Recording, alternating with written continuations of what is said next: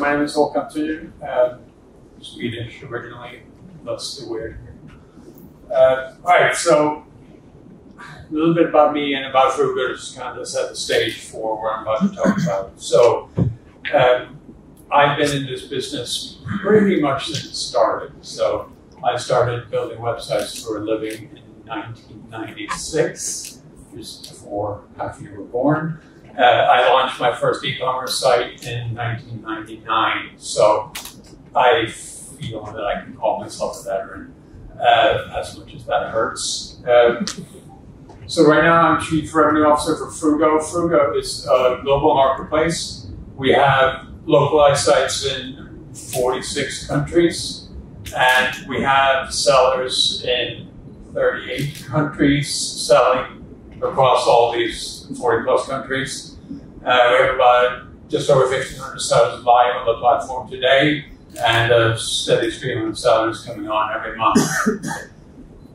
And so that's kind of our experience. And what I'm going to do is I'm going to, I guess, share some insights that we kind of gained over the last couple of years. Frank Mara asked me to provide a kind of uplifting, energizing presentation, which is kind of unfair when we were talking about the last 2 years.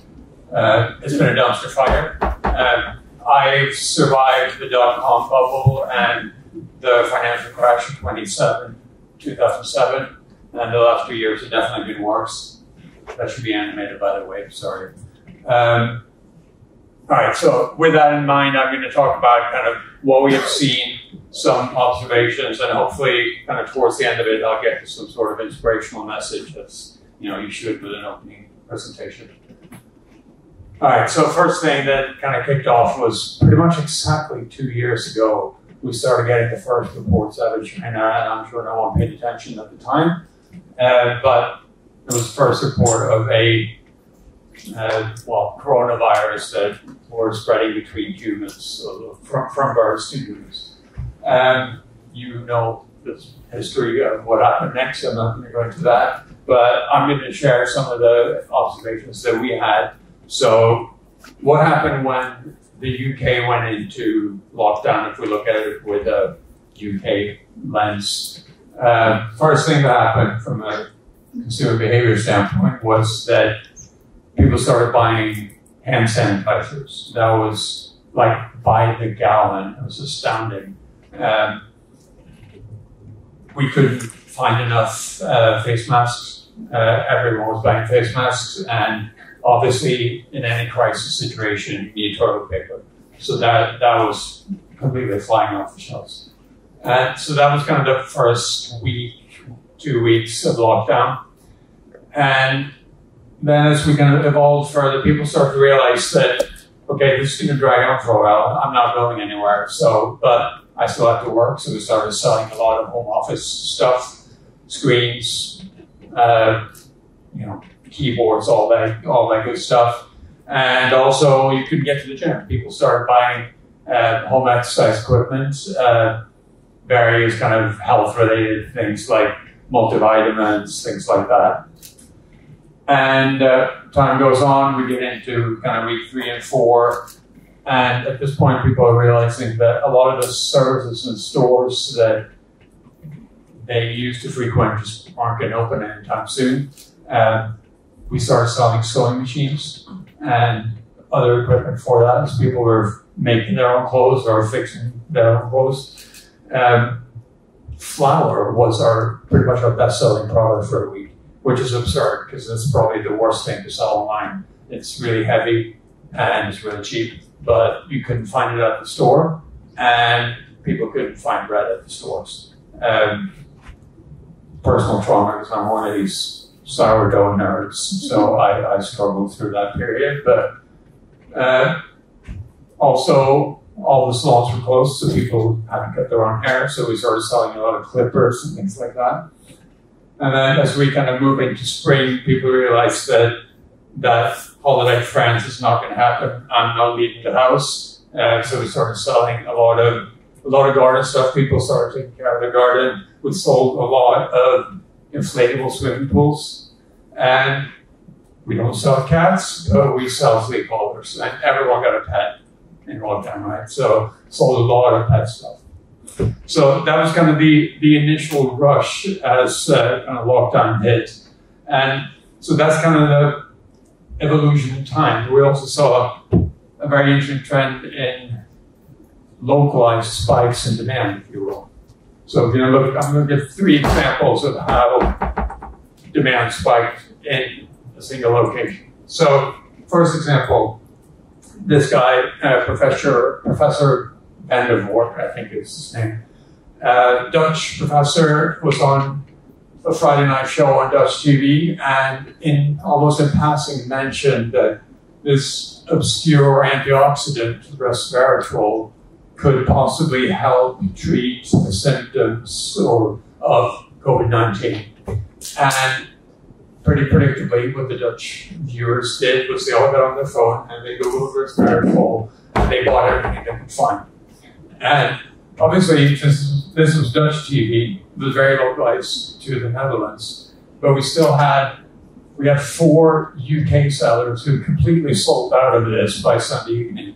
Because, and they obviously, being British, weren't watching Dutch TV, so they had no idea why, but they completely sold out. Something similar happened in Switzerland a little bit later in the summer.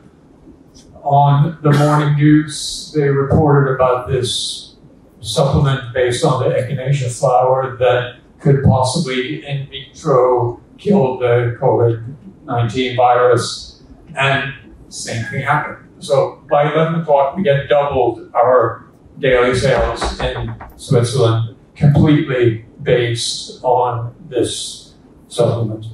And again, the sellers that benefit from this were in the US, in the UK, and in Sweden. So it was not the Swiss sellers necessarily that benefited. It was a local spike that had a global impact in terms of sales. And then finally, again, almost a year ago on Black Friday last year, the top-selling product in Germany was the 1460 Dr. Martens boot.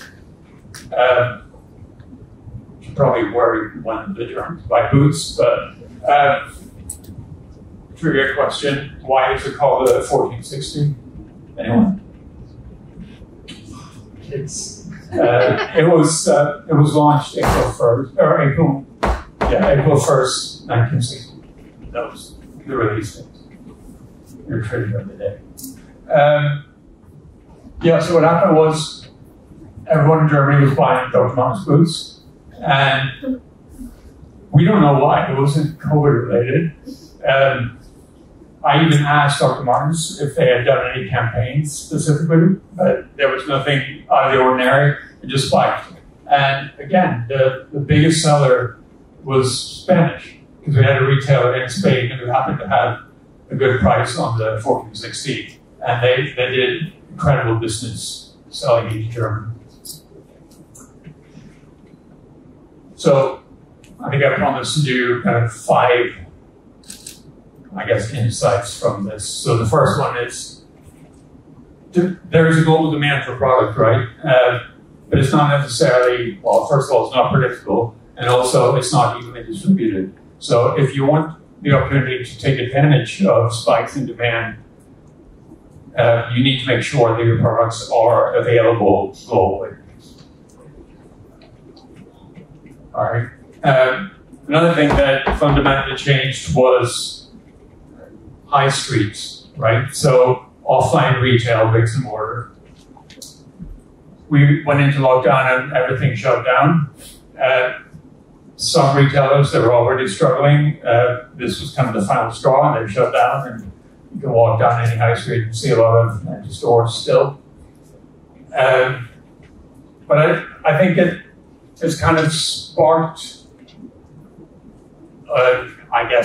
renaissance in terms of rethinking the role of the high street and the role of brick and mortar retail.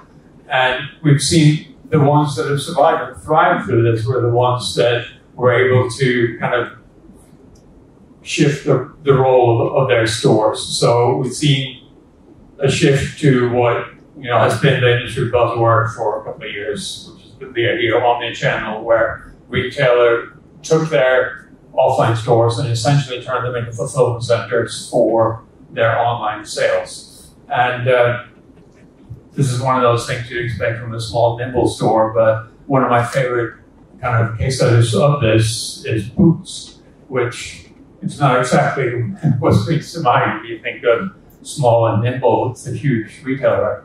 But in the span of a few weeks, they were able to take several of their larger stores and essentially repurpose them for fulfillment. So they used them to fulfill online orders. That way they were able to keep up with online demand, and they also didn't have to furlough a lot of their staff. They could keep them working in a different role, if you will.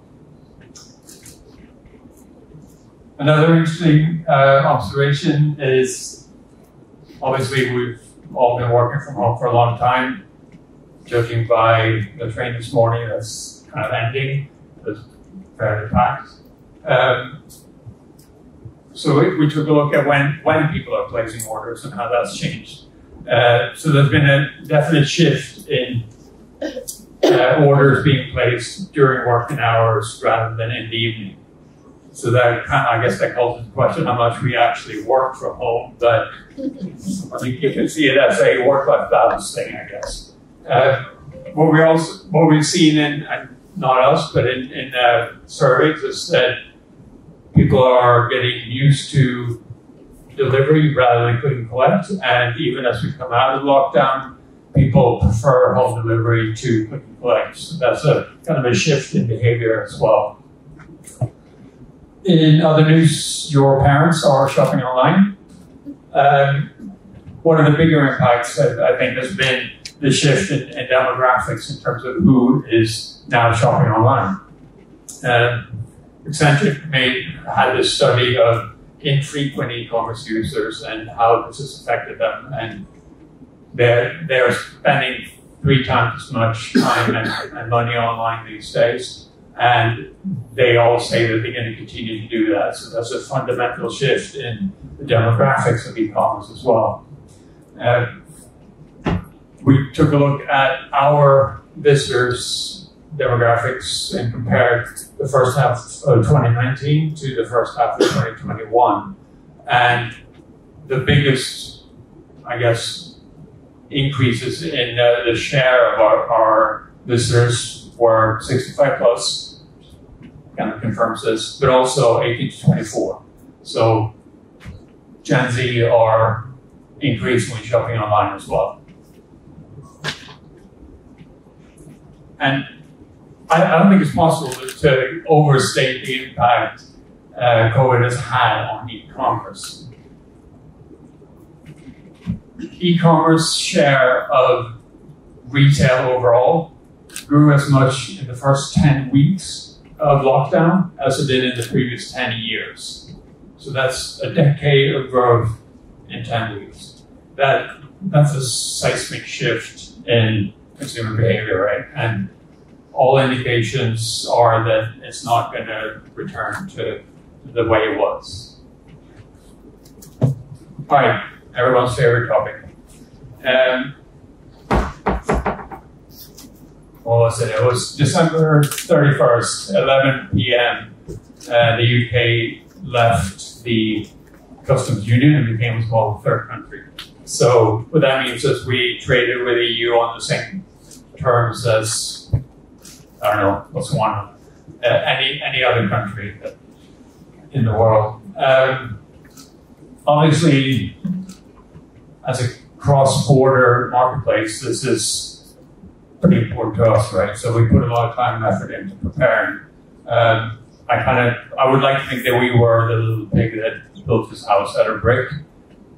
Surprising number of UK retailers kind of went for the house of straw approach and did pretty much nothing. Others simply decided to pull out of the EU because they couldn't figure out how this is going to work.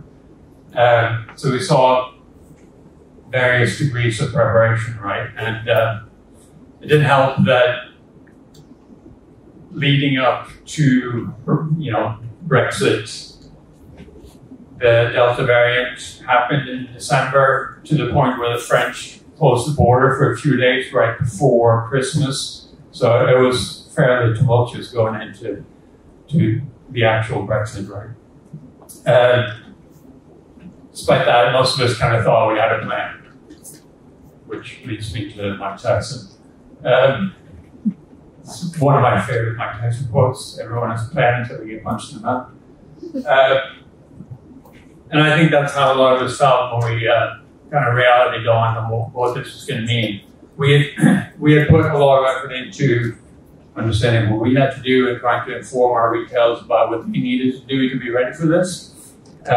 But there were still surprises, even for us, in terms of what this actually meant.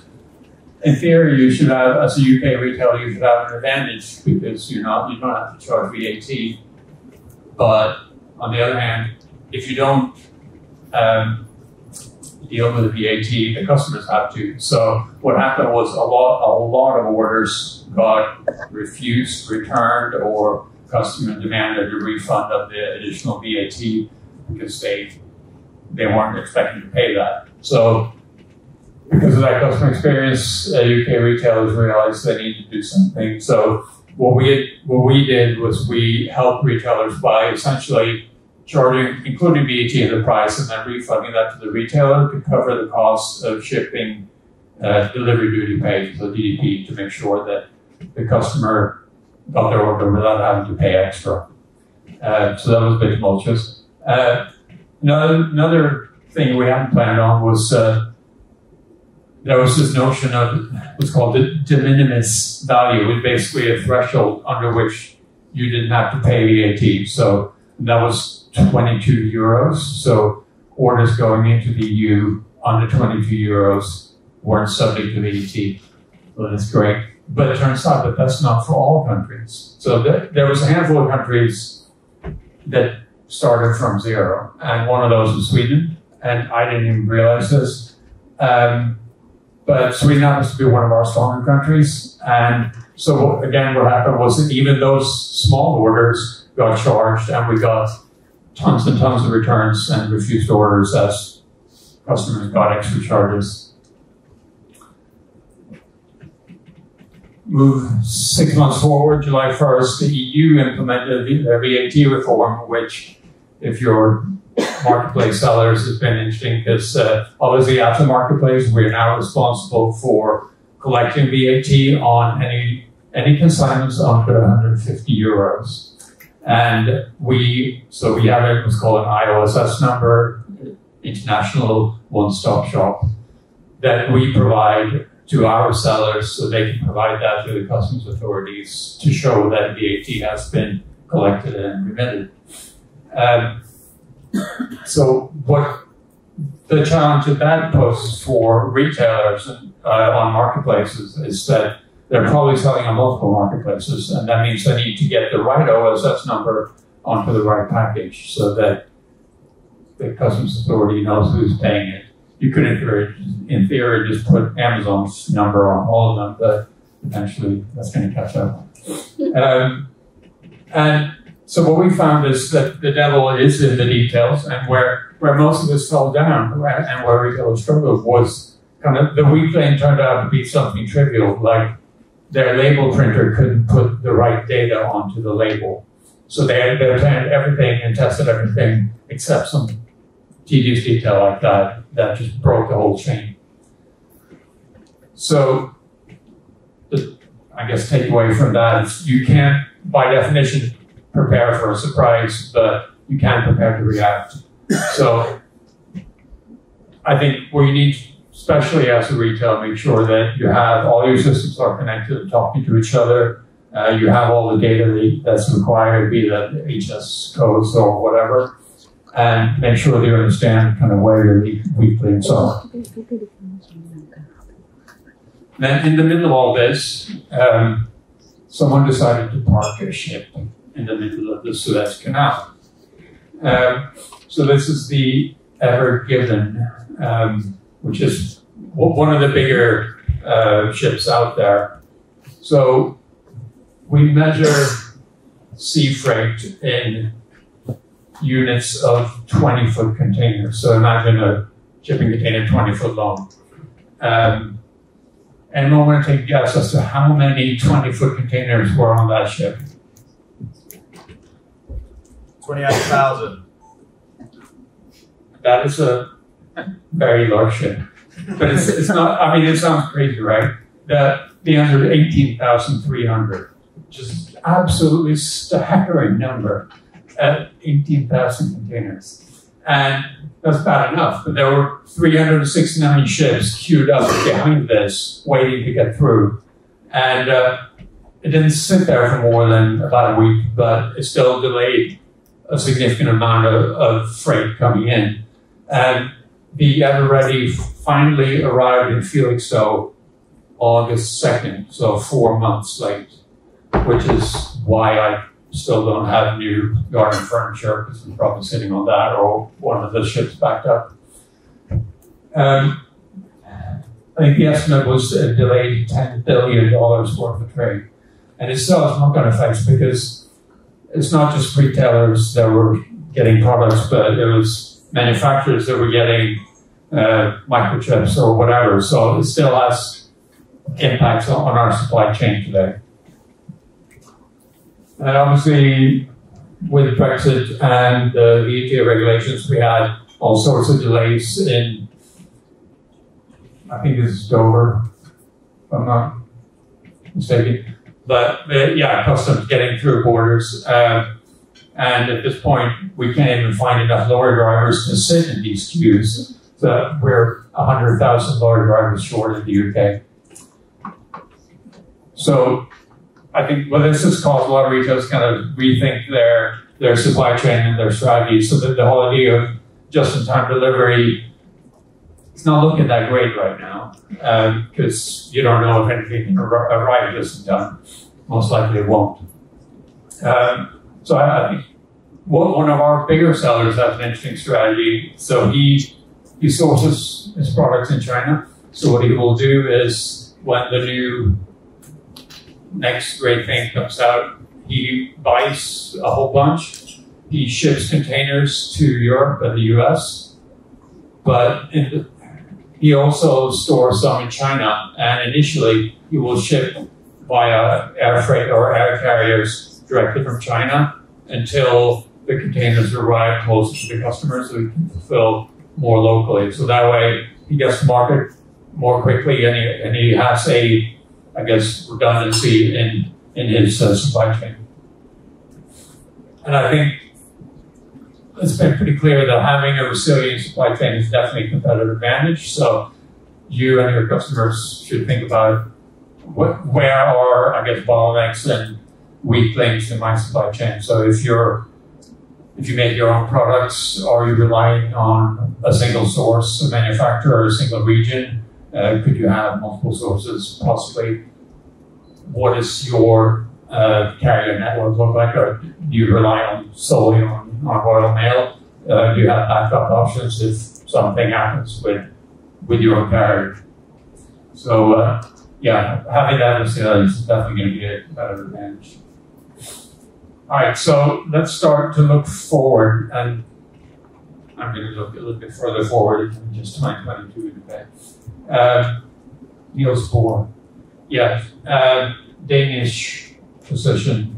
Supposedly he made this comment to explain the difference between the sense of humor in Denmark and in Sweden. I don't know why, but then I'm Swedish, so I don't get it. But yeah, it's hard to make predictions, right? I think if there's one thing we learned, it's that change will happen and there will be disruption. It may not be predictable, but we can certainly prepare to be prepared. E-commerce packaging material is a major part of our solid waste stream. Our supply chains emit a lot of CO2. Our final mile delivery contributes to air quality problems in cities. And there are some positive signs within the industry of kind of self-regulation. I've seen in a couple of different forums debate about the need for a, I guess, shared last mile network. So rather than having Amazon and ASOS and who show up at different times. You would have a single network that takes care of the last mile delivery, so you don't have to have all those cars driving around, knocking on your door at different times. I'm not sure if that will actually come to fruition before it gets regulated, but it will need to change, right? So I think as a business, short term, you need to think about what does your supply chain look like? Where are there opportunities to streamline it, to reduce CO2 emissions? Do you really need all that packaging? Are there other packaging materials you could use, or can you use less? There are some companies doing interesting things. Second shoe fact of the day. Viva Barefoot, shameless plug. They have launched a service that they call Revivo, where essentially you can send when you're done with your shoes, you can send them back for free. They will either recycle them or refurbish them and resell them if they're in a state where they could be resold.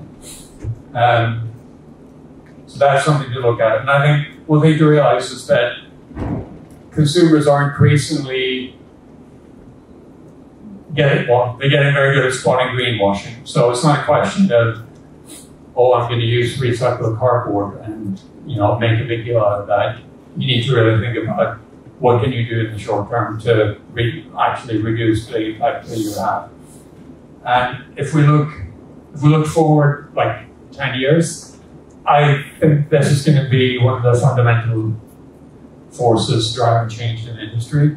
And I think in the long term, you need to think about what is the role of your business in a sustainable society, a carbon neutral, circular economy kind of society. And I think there are business models that just aren't viable. Fast fashion, think about it, it's ridiculous. I saw some number that the average garment sold in the US is used 5 times. Absurd. I can't see how you can turn that into a sustainable model. I'm wrong all the time, so we'll see. But that to me feels like one of those things that is not a long-term viable solution. All right, so ready? Here comes the inspirational finishing. I think every major disruption, be that tax regulation or sustainability, creates an opportunity. And I think your business and your customer's business are going to be, the winners are going to be the ones that are able to adapt, embrace change, and use that to their advantage. Look at that, lovely. With that, inspirational questions. Thank you very much. I don't know what we're going to do. How are we doing for time? That was pretty much exactly. All right, cool, thanks. With regards to extra packaging, we're going to use plastic packaging in UK.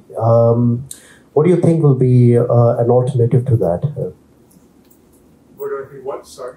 What do you think will be alternative to that? So plastic packaging is everywhere. Your products come in plastic packaging with the barcode on top. So what do you think will be an alternative solution to without using the plastic packaging? Yeah, I think the same kind of regulation is coming into place in France as well, which makes sense. I think as an industry we need to adapt it. I'm old and cynical, so I don't think that we're going to be able to self-regulate as fast as we should, and we will be driven by regulation. And again, you will need to revisit how you package material. You need to have solutions for how you take cardboard back. Maybe I've seen some initiatives where the delivery driver of your whatever will actually take the packaging from your previous package, so that way the last mile delivery helps the retailer take responsibility for the packaging. And I think increasingly we're going to be regulated to make sure that we have less impact in our business.